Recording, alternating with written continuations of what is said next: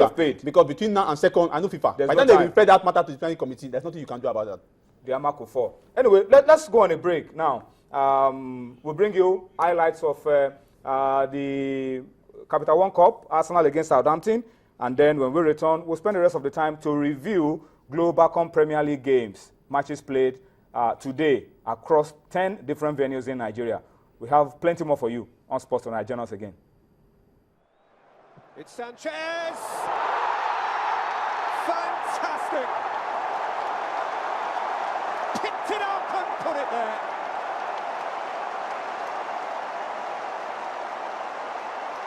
Arsenal.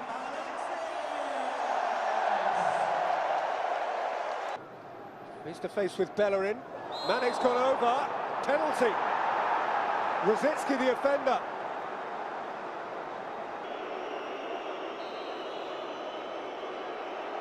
Tadic, 1-1. Smoothly down the middle. 7 minutes till half-time. Southampton having trailed. Now chasing a lead. Schneiderlin going to the near post. Here's Coquelin's business. Drifted in by Tadic. Away as far as Nathaniel Klein. Oh, what a goal! That's brilliant!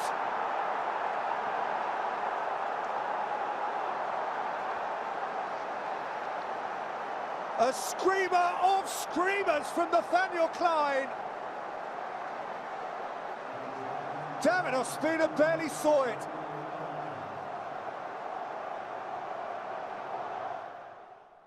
Well, sad day for the Gunners at the Emirates. They crashed out of the Capital One Cup yesterday, losing at home 1-2 to Southampton. Before we talk the Glo Premier League, let me just quickly run through for you results of Capital One games currently going on. Most of those games are, of course, on their last legs. 94th minute already been played. But we have Burton Albion losing 0-3 to Brighton and Hove Albion. Chelsea are 2-1 up over Bolton Wanderers. The game is in the 94th minute. Manchester City have gone absolutely goal crazy. They've hammered Sheffield Wednesday 7-0. The game also in the 94th minute. Crystal Palace are losing 1-2 to Newcastle United. Maybe that is the turnaround that Newcastle United have been waiting for. And of course, you have West Bromwich Albion down 1-2 at home to Hull City. The good news for West Brom is that it was their Nigerian import, Brown Ideye, that got the goal for them. Got the knock and got substituted. Got the goal, got injured, and got substituted. But the good news is that he's opened his goals account for West Brom Albion with a goal against Hull City. Although they're currently down by 1-2, 10 minutes left in that game at home to West Bromwich Albion. All right, let's come home now and focus on the Glo Premier League. Matches played not over the weekend. Matches played today. Dumnodi, Onye, interesting results. Onye, you can take us through the results and the stories around the games. Yeah, Bayelsa United defeated Kano Pillars 2-0, but in spite of the loss, Pillars are still on top. Frank Agareva, recall that he scored the hat-trick the other time against Nimbe City last weekend, and Ogogo Udokwe scored the goals. Then at the Casino Ala Stadium, Lobi won Enyimba 0. Their goalkeeper, Teka Melas, second half penalty, gave Lobi that victory. That was his 5th goal of the season. Then Gombe United beat Nasarawa United 1-0. The story about this is that the goal was almost the last kick of the game. So stoppage time goal. Stoppage time goal. So Nasarawa United will rule, not getting a point from that game. Then FC Taraba and Sunshine Stars played out a 2-2 draw. Crown FC pipped Ekanemi Warriors 1-0. Sharks FC of Port Harcourt 3. Kaduna United 0. Abia Warriors, like you said. And Rangers. Rangers played out a goalless draw at the Umuahia Township Stadium. Then Heartland also won 2-0. Akwa United beat Giwa 2-0. Yusuf Adio, 30th minute, and Utebe Achibong scored the second goal for Akwa United. Warri Wolves, Dumnodi, 3-1 over Dolphins. Well, that was a base for Bola and Salami. That 2 goals for Bola and Salami. Joint top scorer with Osagona Goda of Rangers International. The two players, one of the two home-based players that played against South Africa in Cape Town. So and the game between Nimbe City and Atland well, Atlant seems to be on the rise this time around. And you were talking about Giwa, Aqua United and Giwa. Ended 2-0 in favor of Aqua United. But there's a bit of a stoppage at one point because the referee wanted to send an official of Giwa for descent up to the stand, but the guy almost at one point the referee just needed to get the guy off the bench so that he doesn't it doesn't allow the situation to degenerate. So you have to send the guy. So, but for Aqua United, there seems to be another team that they've turned the Youth Stadium as a very good hunting ground for Aqua United. So for Giwa, that's of course the top four.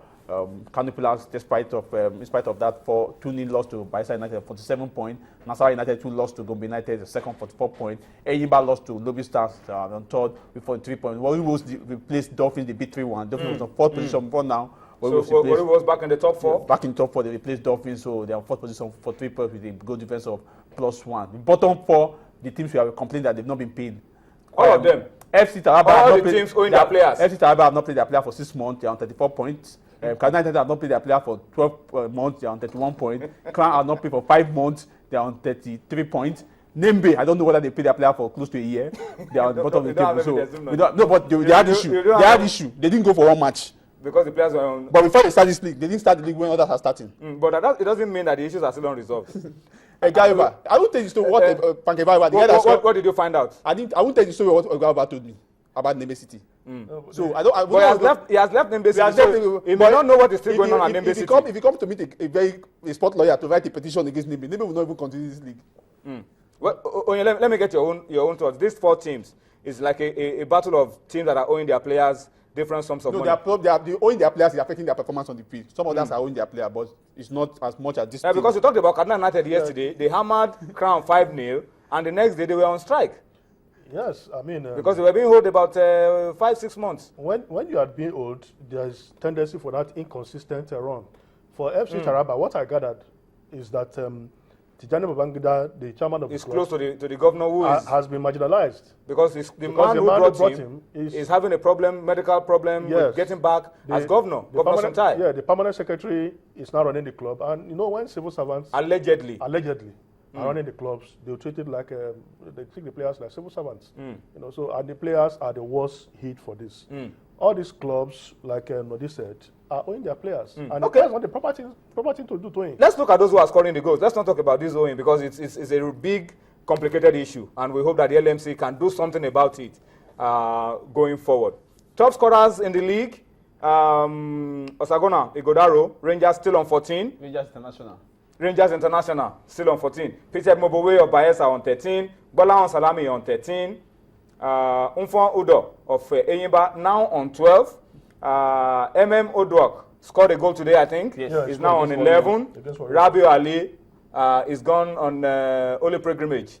There's another player in Pillars too. I think Hassan Adamu. Hassan Adamu also on 11. Goals. All right, so these are the top marksmen that we have in the Glo Premier League after March Day 28 matches played this weekend, played today, different centers across the country. This weekend, we'll be taking a look at the Nigerian National League, and of course, we'll be looking at the Glo Premier League Match Day 29 as well.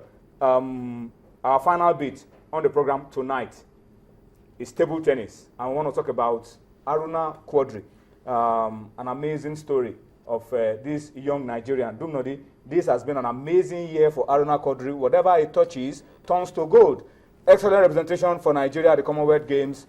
Personal achievements of moving over 70 places in the IWTF ranking. It's all looking good for this man. So in this picture, if you take Aruna Quadri out of that picture, you are taking the trophy because it's right holding the trophy. So it's the one that inspired the trophy. Yes, if you take him out of that picture now, there's no trophy there. He's out of it. Because in the last 2 seasons, he has helped this club even win the Super Cup, win the table tennis league in Portugal. The club is called GD Toledo.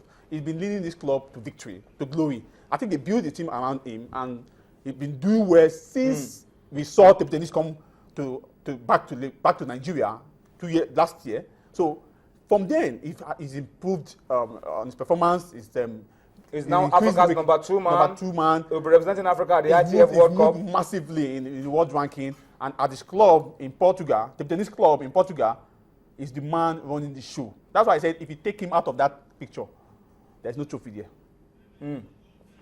Wow, amazing story. Well, let me spend the rest of the time to read a few of the comments that we have on Twitter. Reactions, of course, to all the issues we've raised on the show. At Lokoni says the LMC insisted that things be done the proper way before the beginning of the season, and he says that we journalists were against it. I disagree with him. I disagree with you, because whatever you do for the players, we are always in support of it. And The players are the most important resource on the field. Resource in football, the players. And we can never be against whatever is done to protect the interest of the players. Somebody is asking why teams find it difficult to win away from home. Anthony Ade at Wale's Villa. Why teams find it difficult to win away from home? We've had a number of away victories this season. Barca lost 2 games at home. They Yeah. lost to Abiawas. They lost to I think it's improving, really. They lost to Atlant. So it means we had 2. Abiawas have won games away from home. Caniplas have won games. Yes, now Barca have won game away from home. So yeah, I think we have to add one thing here. The teams also should develop a winning attitude. Be held responsible. We have seen teams go away and they adopt a defensive style. The referee blow the whistle for the game to commence, and all the players move to defend, to pack the bus. You know, so when you concede in such a, you now blame the referee and you cook up all sorts of stories. The team too should develop that winning mentality, go for away matches with the spirit of winning. That you can win. Somebody is asking us that FIFA letter, we should post it to Kwara United. We've already sent that letter to Kwara United, and I'm sure they have a copy and they will respond appropriately. All right, I think that's the much that time will allow us to take on Sports Tonight this midweek. Thank you for watching. We'll be back again tomorrow with a bigger and a better package. Enjoy the rest of the night. Thank you for watching. Bye-bye now.